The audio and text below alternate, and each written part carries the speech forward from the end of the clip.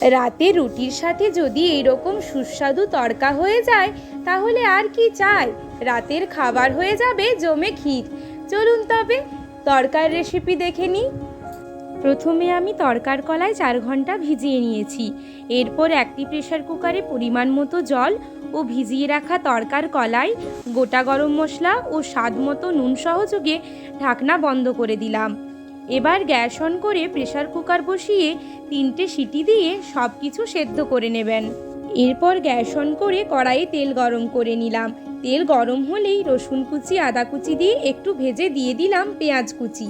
পেঁয়াজও একটু ভাজা হলে দিয়ে দেবেন লঙ্কা কুচি। এবার নেড়েচেড়ে টমেটো কুচি দিয়ে ভালো করে ভেজে নিন। তারপর ওর মধ্যে একটা ডিম ফাটিয়ে দিয়ে দিন আর ঝুরি ভাজা করে নিন। এরপর পরিমাণ মতো হলুদ গুঁড়ো, জিরে গুঁড়ো, স্বাদ মতো লঙ্কা গুঁড়ো যোগ করে সব কিছু কষে নিলাম। মশলা থেকে তেল ছাড়লেই সেদ্ধ করে রাখা তড়কা কলাই দিয়ে নেড়েচেড়ে একটু জল দিয়ে ফোটাতে থাকুন। যখন দেখবেন সব কিছু মিশে তড়কা যখন মাখো মাখো হয়ে গেছে তখন ওপর থেকে কাসুরি মেথি হাতে ঘষে ছড়িয়ে মিশিয়ে নিলাম।